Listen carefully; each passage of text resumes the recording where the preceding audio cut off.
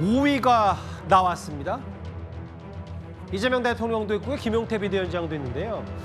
알려지기로는 여당은 이르면 월요일, 다음 주 월요일에 김민석 총리 후보자 인준을 강행할 것 같습니다. 그런데 이 김용태 비대위원장이 이 사진은 지난 주말이었습니다.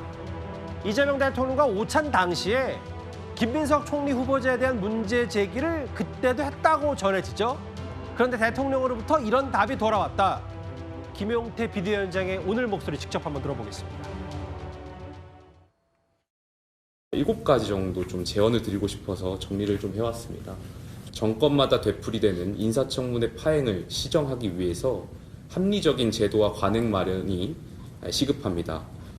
지난 오찬 과정에서는 김민석 총리 지명자와 관련된 여러 가지 도덕적 의혹과 자질에 대한 문제점에 대해 말씀드렸더니 젊은 비대위원장 털면 안 나올 것 같냐 이런 말씀을 하셨고, 야당이 또 비대위원장이 국민들의 눈높이에서 이재명 정부가 잘 됐으면 하는 그런 고언을 드렸던 것이고, 과거 저희 정부가 잘 못했던 점을 반복하지 말라는 그런 점에서 정말 진실되고 진정성 있는 조언을 드렸는데, 대통령과 배석자의 그러한 태도에 좀 아쉽다라는 측면이 들고요. 이게 사실은 조금씩은 기사가 됐었다가 김용태 비대위원장이 본인 입으로 직접 얘기하면서 뒤늦게 알려진 얘기입니다. 이현정 의원님. 네. 이재명 대통령이 본인에게 그랬다는 거예요. 김민석 후보자 좀 문제 있지 않냐라고 말을 걸었더니 젊은 비대위원장을 털면 안 나올 것 같냐고 말을 했다. 어떻게 들으셨어요? 좀 저는 저 말만 들었을 때는 좀 섬뜩한 느낌이 들었어요. 우리가 보통 이제 뭐 일반적인 사람들이 저런 이야기를 하면 모르겠지만 대통령의 위치입니다. 즉 대통령의 위치는 권력이 막강하죠. 예. 권력이 있는 사람이 저런 이야기를 할 때는 아마 듣는 사람 입장에서는 마치 뭐 농담조의 이야기였다고 느낀다 하더라도 아마 간담이 서늘할 겁니다. 즉 털면 다 나온다. 이게 이제 범죄의 평범성 아니겠습니까? 너나 나나 다 똑같다. 털면 나온다. 그러니까 당신도 털릴 수 있으니까 조심해. 그러니까 너무 적극적으로 김민석 그 후보자에 대해서 너무 털지 마. 이런 의미로 이제 해석이 될 수가 있는 거거든요. 글쎄 과연 이게 적절한 이야기일까요? 결국은 이제 이걸 아마 들은 김용태 위원장도 본인도 아마 뭐 모골이 송연했을 것 같아요. 만약에 예를 들어서 예. 대통령이 권력을 이용해서 뭐 김용태 후보자를 지금 한다 그러면 실질적으로 지금 이루어지는 게 보면 이 인사청문회에서 주진우 의원이 지금 가장 앞장서서 이제 지금 김민석 후보자를 많이 공격을 하고 있잖아요. 의혹 제기를 제일 많이 했죠. 많이 하죠. 자, 그러니까 이제 이 주진우 의원에 대한 공격들이 지금 엄청나게 들어가고 있어요. 예. 더군다나 지금 주진우 의원의 어떤 아들에 대한 그 돈을 이제 할아버지가 증여했다는 거에 대해서 이거 이제 아마 고발을 당해서 지금 공수처 수사를 지금 받는 상황입니다. 바로 이런 거죠. 탈탈 틀린다는 게 과연 인사청문위원이 예를 들어서 그 문제에 대해서 질의하고 하는데 오히려 공격을 그 인사청문위원을 지금 여당이 공격하는 거 아니겠습니까? 예. 그 사람을 공격해서 결국은 공수처 수사까지 지금 진행되게 만드는 거라면 예. 이 앞으로 누가 정말 앞으로 장관들 나오는데 인사청문회 할 때 앞장서서 공격을 하겠어요? 털면 다 털리니까 그럼 당신도 조심해? 라는 이야기일 텐데 글쎄요. 저는 이거는 다른 사람은 모르겠지만 대통령의 권력을 가진 분으로서 대통령이 이런 이야기 했다는 거 저는 이거는 굉장히 이 어려운 그런 상황으로 아닌가라는 생각이 듭니다. 장 변호사님, 대통령이 가진 어마어마한 권력이 있다면 근데 그거를 90년생 35살의 젊은 비대위원장을 털면 안 나올 것 같냐라는 농담 섞인 말이 김용태 비대위원장 농담을 안 들렸다는 거잖아요. 글쎄요, 이거는 받아들이기 나름이 아닐까라는 생각도 해봅니다. 물론 김용태 비대위원장이나 또 일부 국민들이 보시기에는 굳이 저런 말을 했어야 됐나라고 생각하시는 분도 있을 수 있겠다라는 생각은 듭니다. 예. 그렇지만 이재명 대통령의 의도는 사실상 뭐 김용태 비대위원장을 압박하기 위한 것이었다라고 보이지는 않고요. 지금 현재 김민석 후보자를 향한 또 청문회 직전이었는데 그때는 뭐 청문회 과정이라든지 그리고 검증과 관련된 여러 가지 뭐 논란들이 계속되는 상황에서 나왔단 말이라는 점, 이걸 좀 상기해볼 필요가 있습니다. 그러니까 사실 여야를 떠나서 뭐 공수가 교대될 때마다 서로 간의 이야기는 바뀌고는 있지만 결국 우리나라의 청문회 제도에 조금 문제가 있다라는 점에서는 많은 분들이 좀 문제의식 갖고 계시거든요. 예. 후보자에 대한 자질을 검증하는 것보다는 도덕성 검증이라는 미명하에 사실상 인생을 다 털어보자 뭐 이렇게 되는 건 바람직하지 않다라는 이야기들이 있어 왔거든요. 예. 그런 차원에서 사실상 공직자들에 대해서 그리고 정치인들에 대해서 동일한 잣대로 동일한 기준점을 댄다라고 한다면 예. 사실상 어떤 정치인도 여기서 떳떳할 수 있겠느냐, 자신이 있겠느냐 이런 부분의 차원에서의 이야기인 것이지 예. 뭐 김용태 비대위원장 한 명을 향한 이야기는 아니지 않았을까라고 생각합니다. 그러니까 털면 안 나올 것 같냐라는 취지가 뭐 직접 이재명 대통령이 했다고 이제 김용태 회장이 얘기하니까 적절하지 않다라고 본인이 얘기를 했는데 뭐 대통령실은 아직 뭐 이거에 대해서 별다른 얘기가 없고 뭐 이것도 진실 공방이 있다면 또 한번 들어봐야 되겠죠. 대통령실 입장도. 그런데 아까 이현정 의원 말씀처럼 의혹 제기를 한 스피커와 메신저를 공격하는 건 부적절하다. 근데 일단 청문회는 끝이 났거든요. 민주당에서는 주진우 의원의 병역 의혹을 오늘 다시 한번 제대로 제기할 것 같습니다. 윤석열의 부동시, 그리고 어떤 분은 급성 간염으로 군대 면제받고 이런 분도 계시지만 고등학교부터 질병 알아서 지금까지 치료받고 있습니다. 어떻게 개인 프라이버시 얘기를 할 수가 있습니까? 주진우 의원이 술을 즐긴다라는 건 이미 공견한 사실입니다. 32년째 치료 중이라는 주진우 의원의 B형 간염 바이러스는 참 희한합니다. 병역은 면제받고 검사 임용에도 문제 없고 술을 즐겨도 되는 그야말로 효자 바이러스가 아닐 수 없습니다. 이제 김민석 후보자를 주진우 의원이 의혹 제기를 했다면 또 주진우 의원의 의혹 제기는 강두구 의원이 계속하고 있는데 오늘 아예 이제 청문회는 끝이 났고 이제 본격적으로 강두구 의원도 팔을 걷어붙여서 주진우 의원 의혹 제기를 하려고 하는 것 같아요. 아예 그 김기웅 대변인.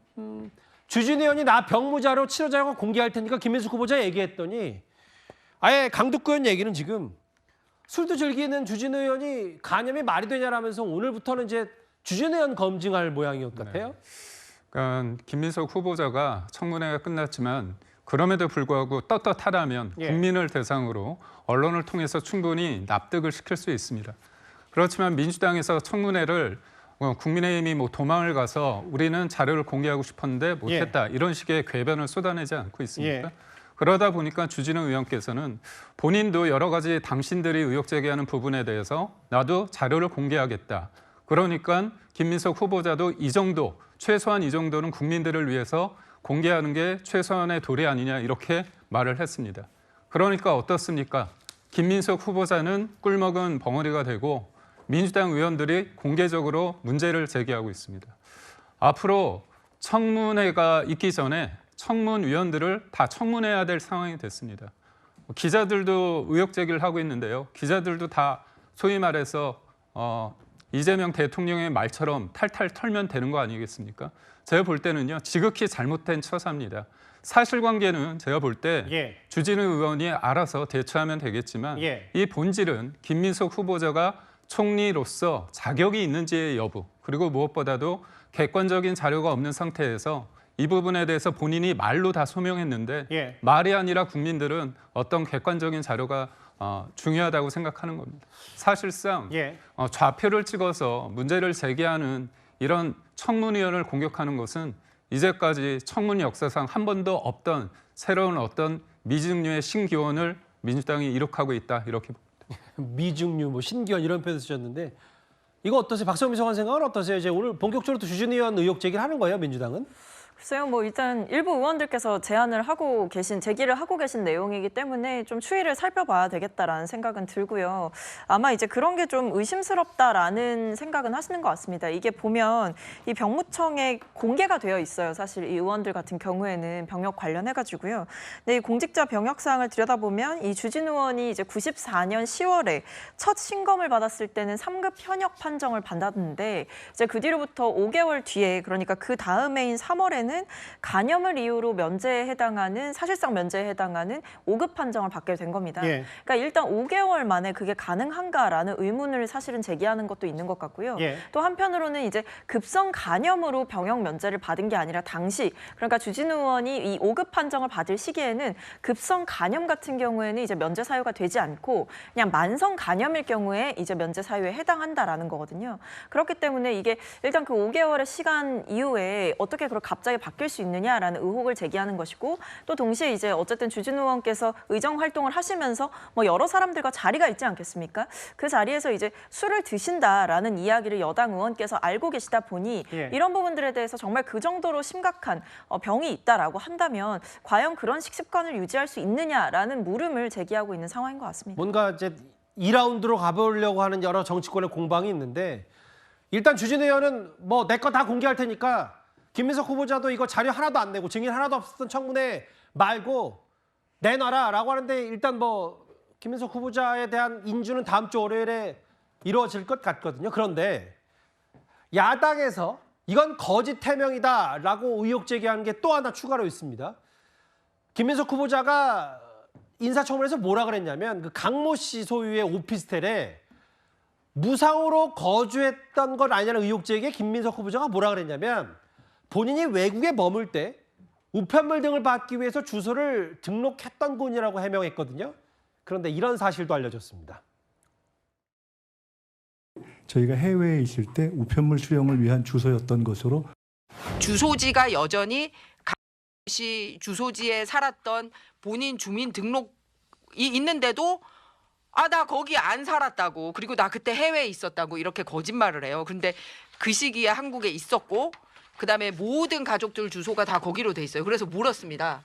그러면 그때 강씨 오피스텔에 신세 지고 있었던 게 아니면 실제 주소는 어딘가요? 그거조차 못했습니다.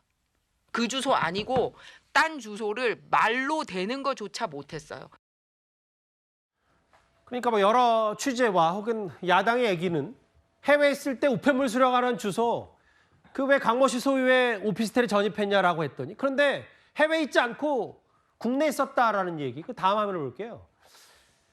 그리고 실제로 판결문에도 강모 씨 소유의 오피스텔에서 불법 정치자금을 20차례 받았다라는 얘기가 있으면 해외에 있을 때 주소만 그냥 걸어놓은 거 아니냐라는 뭐 거짓 해명 논란 때문에 오늘 야당에서도 또 많은 얘기를 했어요. 그러니까 저는 그 김민석 후보자가 말을 굉장히 어떻게 보면 차분하게 디테일하게 잘 합니다. 그러다 보니까 국민들이 봤을 때는 그럴 수 있겠구나 그런 생각을 합니다.